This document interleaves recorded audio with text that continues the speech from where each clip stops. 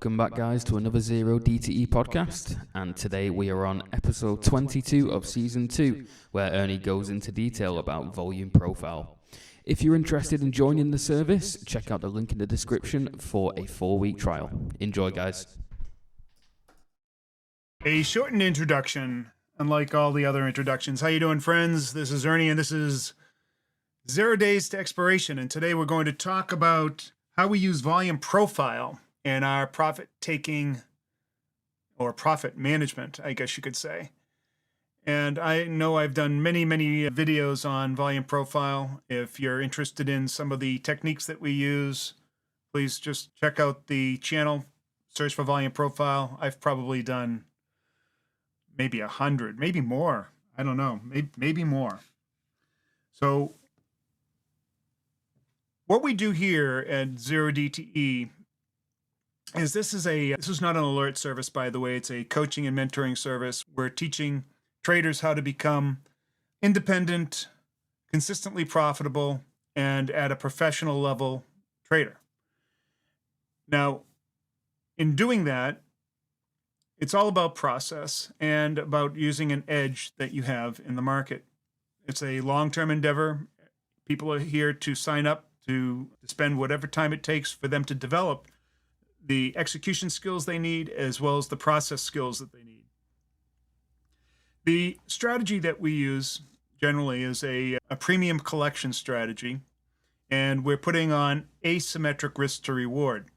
Now, those two things provide us with a definitive edge in the market. Now, it's not a high probability, high win rate type of strategy. In fact, it's relatively low win rate. However, because we're taking these asymmetric risks, in other words, we take very tiny little risks for outsized rewards, our drawdowns are very small. What it allows us to do is be in the game. See, we take the philosophy that we really don't know when the market is going to decide to give us a winning trade. It's virtually impossible to do that.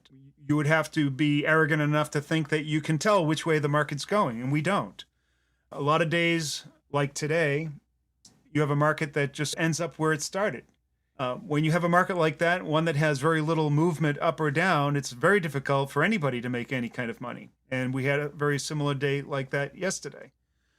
On those days, we know that there's not much opportunity, and because we put so little at risk, it's no big loss. However, when the market does decide to give us something that is worth managing, profit managing, we want to make sure that we have every available tool at our disposal. So that's where volume profile comes in. Now, I'll give you a slight overview, or a little overview of the strategy and what happens when profit does come our way, or the potential for profit comes our way. Because we're putting on these asymmetric risk to reward, in other words, again, very tiny little risks for large outsized rewards, that takes the strategy that we generally use is a very wide butterfly, an out-of-the-money butterfly. So if you know anything about the butterfly, you know that it's kind of shaped like this, and then it has the wings, and because it's out of the money, unlike the way most people play it, they put it right at the money, or it's very similar to an iron condor, they put it at the money. That usually gives you a risk to reward that's quite different than what we have. Usually those type of strategies require a lot of upfront risk for a very tiny reward, and you're hoping that price stays within a certain range. Now, on a day like today, that would probably work out well, but you still have to put up a tremendous amount of capital for a tiny little bit of profit.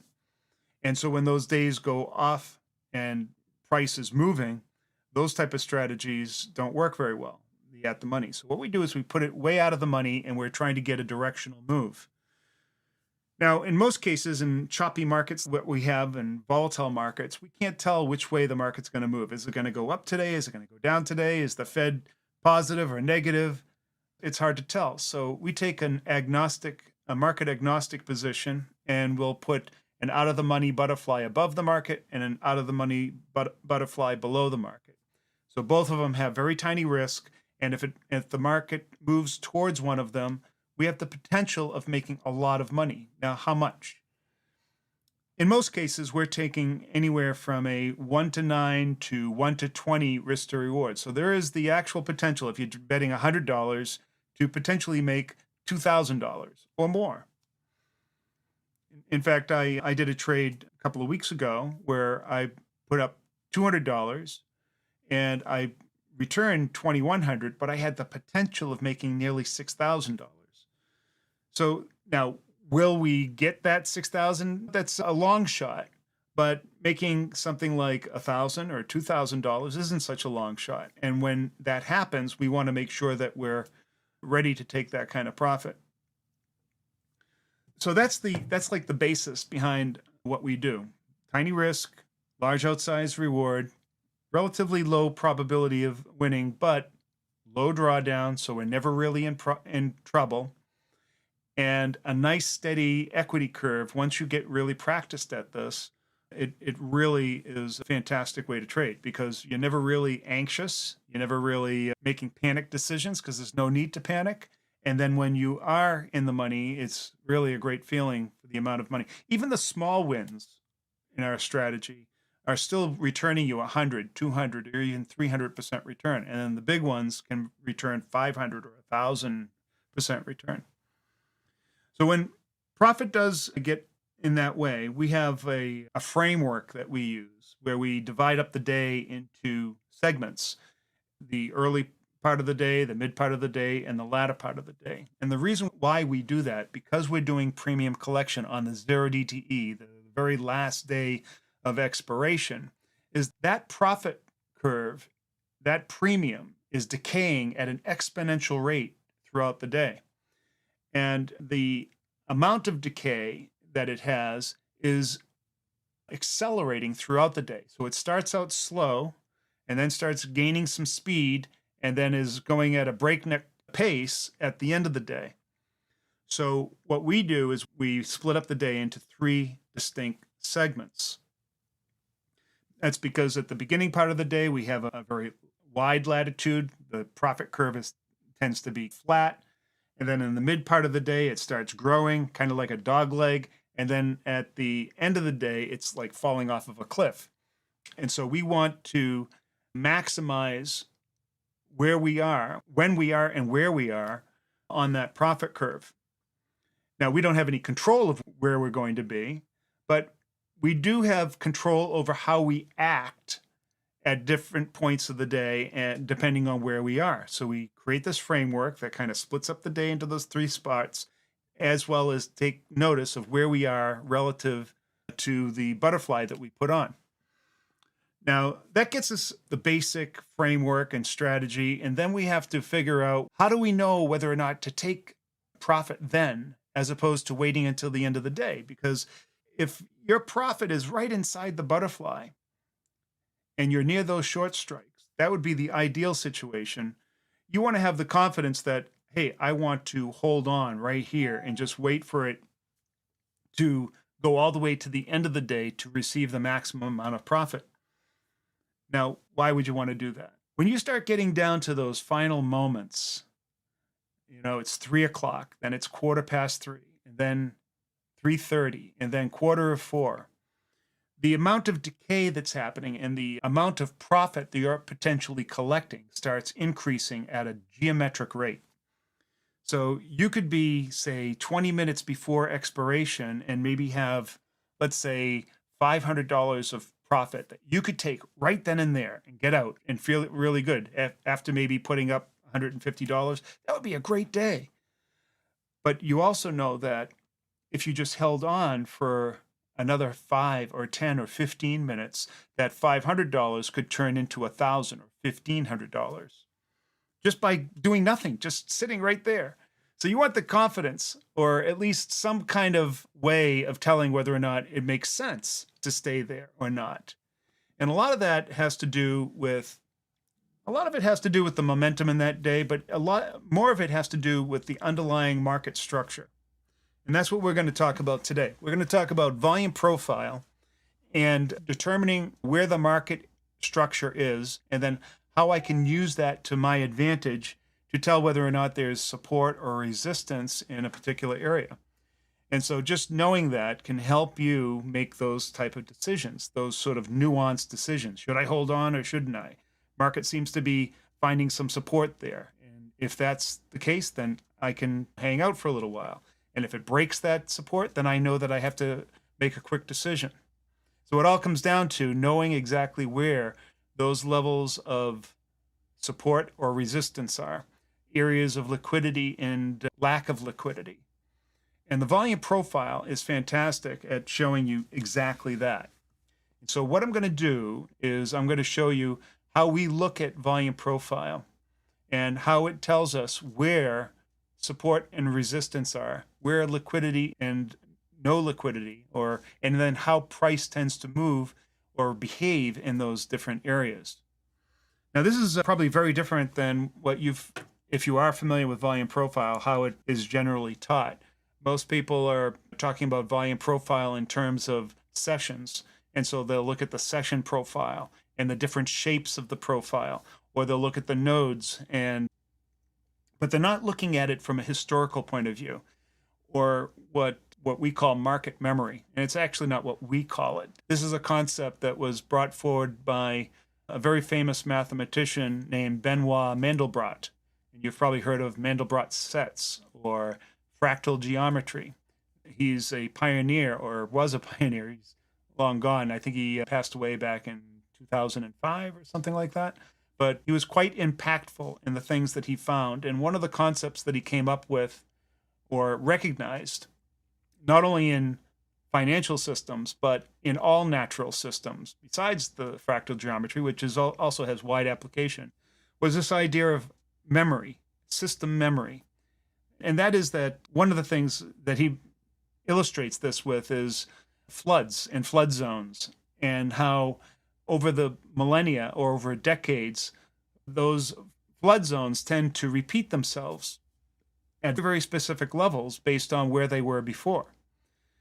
And it has a lot to do with a whole variety of factors, that how the water and the earth tend to carve out spaces that then tend to repeat themselves. Imagine this, or another way to look at it is with your own body. Let's say 10 years ago that you got a cut, right? And that cut caused a scar. And then 7 years had passed. And you know that because our body is continually replacing all the cells in it, every 7 years, we completely replace all the cells in our body. So imagine that scar. Every cell that is around that scar has been completely replaced, yet the scar still remains. So there is memory even in your own body. Well, you can say the same thing about markets. Imagine that the change in volume at different levels is like a cut in the market. And so as time goes on, those cuts in the market, they persist.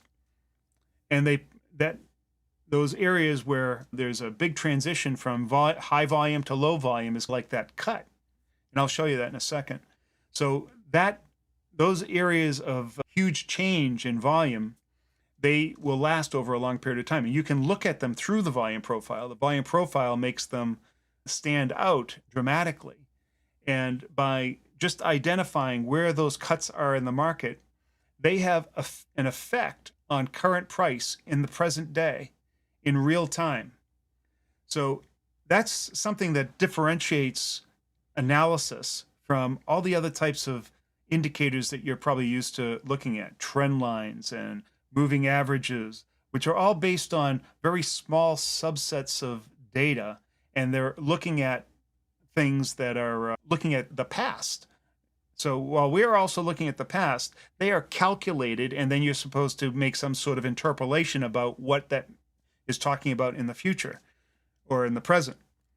Where with volume profile, we're looking at these scars in the market, but they are in that exact location in real time. And so that's what we're going to show you. And so if you had that ability to be able to see where all these different levels were in real time and actually see how the market is reacting at those levels, that would be a huge advantage. And so that's what we use when we're in that profit zone, in that profit tent of the butterfly, to help us make nuanced decisions or support resistance decisions, or should I hang on or should I get out, based on the profile. So that's why the profile is so important to everything that we do in our profit management part of our strategy. Let's start by going to the charts. Now, this is the SPX. We trade options on the SPX, as well as the micro version of the SPX, which is the XSP. We also trade the E-mini S&P futures, options on the E-mini S&P futures. They're basically the same thing. However, depending on where you are in the futures cycle, their prices may differ by a bit, but their activity, their tick-by-tick movement is exactly the same. The big difference is that the futures, they go around the clock, where the SPX, although it does go around the clock, most retail traders can only trade it between market hours. So the other big difference is that the SPX has no volume, and that's because the SPX isn't a real thing. It's a calculated index, and therefore it can't be traded, and therefore it has no volume. So in order to be able to provide some idea of where support and resistance are, we always use the futures, because it does have volume. It is a real thing. It has a futures contract that is actually traded. So all of our volume profile is actually done through the E-mini S&P. All right. So here's the E-mini S&P. And this is a very close-up view. I'm going to take a look at it over a long period of time. You can see all these lines that I've drawn here. Those are the things that we're going to get to. But here's the market over a long period of time. You can see where the market is right now, right here. Those are the areas that we're interested in. These different levels are the levels that we're interested in. And that's what we're going to discover.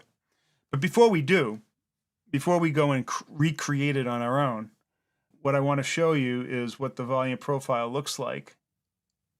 And it will show up. There it is. Now what I'm going to do is I'm going to back it off a little bit. I have it going all the way across the chart. The reason why I have it going all the way across the chart is that I want to accentuate the nodes and then the valleys here, so that I can see where the change in volume is. Remember, I said the change in volume are the areas where you see support and resistance. Those are like the scars in the market, and they actually provide areas, or very telling areas, where support and resistance are when you're zoomed in. So the first thing I'll do is, normally when you see volume profile, you'll probably see it looking something like this, maybe at 35% or something like that. All right, and that's fine. You can still see where the nodes are. You just can't see them quite as well. So you can see that we've really marked this thing up. I marked this up several weeks ago when price was way over here somewhere, right? Way over here.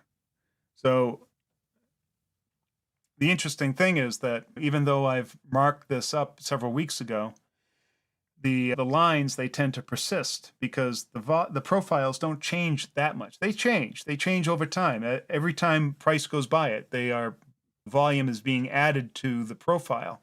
But you'll notice that this profile is giving me the volume picture over this entire range of prices, all the way back to 2021. So I'm literally looking at 2 years of volume in creating this profile. And then I'm using these lines to mark up, or to indicate where that profile has made abrupt changes from very high volume to very low volume. And those places are at the edges of those nodes. They're also at the very deepest crevices of the nodes. And that's what all these lines are indicating. Now, just to show you how impactful that is, I'm going to remove this box. This box is just making it easy for us to see where the node is, but I'm going to just remove it. So I use different color lines to indicate different things. Like the purple lines I use to show the boundaries of a profile, and the peach lines I use to show how that profile has sort of expanded. And then the yellow lines are showing the very deepest crevices of these, what I call volume wells, or these low volume nodes. So we have high volume nodes and then low volume nodes, which are kind of like the opposite of the high volume nodes. And the yellow lines are showing the very deepest crevices of the low volume nodes. And then the purple lines and peach lines are showing you the features of the high volume nodes. All of those are very significant in terms of how price is moving across them and how price tends to behave. Now, as a general rule, high volume nodes represent lots of volume or lots of liquidity. And so price tends to move more sluggishly because it's going through areas that have a higher density of volume. It would be the same thing if you were like moving through mud as opposed to moving through air. When you have mud, you have a higher density. You can't move through it very quickly. If it's air, it's light, and there's nothing providing any resistance. You can move through it very quickly. So think of the low volume nodes as being very airy and the high volume nodes being very muddy. And you can see that in terms of the way price moves. Price tends to move in big, long bars through the low volume nodes and through shorter bars in the high volume nodes, as an illustration. So if I were to zoom in on this and go from a day view, maybe down to a 15-minute view, we would start seeing that these lines that I've drawn seem to be very impactful about where price is going. So you can see right here, price was bouncing off of this, trying to break through into a low volume area, but it couldn't. It tried, but it just would bounce back. Then it would come back down here, and this is another area showing the edge of a value node, finding resistance or support there. And over here, you can see an LVL, or a low value level, where it finds support there. And then you can see how the price tends to ride along this edge. And also here, here. You could go on and on. These are, now keep in mind, I couldn't see this level of detail when I drew these lines. I was looking at a 2-year chart drawing these lines.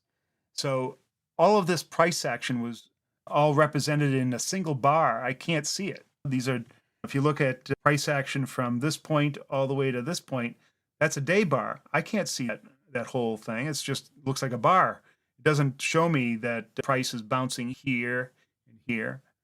As you can see, even though these lines represent features in the profile that are made from a very high level view, taking in literally years of data, the present day price is respecting them very accurately. Now, they're not perfectly accurate because I'm doing it at such a high level. It's hard to see.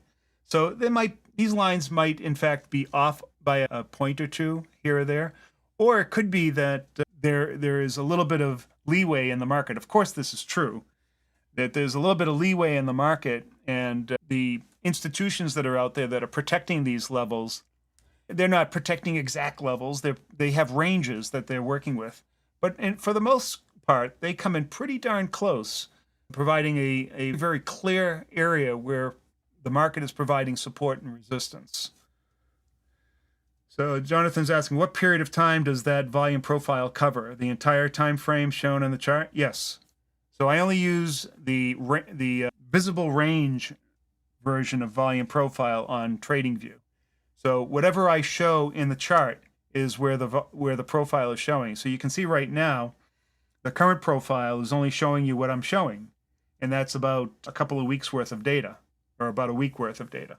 But if I were to go to the day view here, now I'm showing about a year, and then I can drag along the time bar here, and I can bring in more, and you'll watch the profile change. Oh, disappeared because I have too much data. There we go. All right, so now watch what happens when I remove some of it. It'll recalculate. Yeah, see it recalculated there to show just what's being shown. Right. So I show enough data that I want to go back as far as possible because, believe it or not, even 2 years ago, these abrupt changes in volume that occurred way back here in the beginning of 2021 are impactful enough to cause support and resistance levels in present day, in the actual present day. And you saw it as I zoomed in. These lines were all created from this entire profile that covers this entire 2 years of data. And that sort of exemplifies this concept that Benoit Mandel brought forth called market profile. Market memory. There's been many scholarly articles written on it, and he has talked about it a great deal in his books. And I discovered it actually on my own, and it wasn't until I started reading some of his books that I recognized that, wow, so everything that I had seen on my own has been previously talked about from world-class mathematicians, and it's actually used by world-class traders. Institutions are using this concept as well. There you go. That's how we use volume profile to help us make support and resistance decisions. And there's more nuance to that. Also allows us to identify, again, those areas of low liquidity and high liquidity, and they have their own various properties when price moves from one high liquidity area to a low liquidity area, or vice versa. So we have behavioral guidelines on how to interpret how price is going to move or how it's potentially going to move. And from that, we can develop scenarios in our trading. And so that when we're in a day trade, in a 0 DTE trade, we can map out that area, literally map it out, and come up with scenarios that we can then make the best decisions from. And that helps us, plus that with the framework that we developed, that two-dimensional time framework that I talked about earlier, we can become very accurate about how we manage our profit. And that's really all there is to it. Hopefully this has been instructive. We'll go back to the big head here. And you found that useful to you. If you go back and look at some of my videos, I do a lot of the analysis, the structural analysis of the profile. I'm not going to do that right now because that'll be we'll do that next time.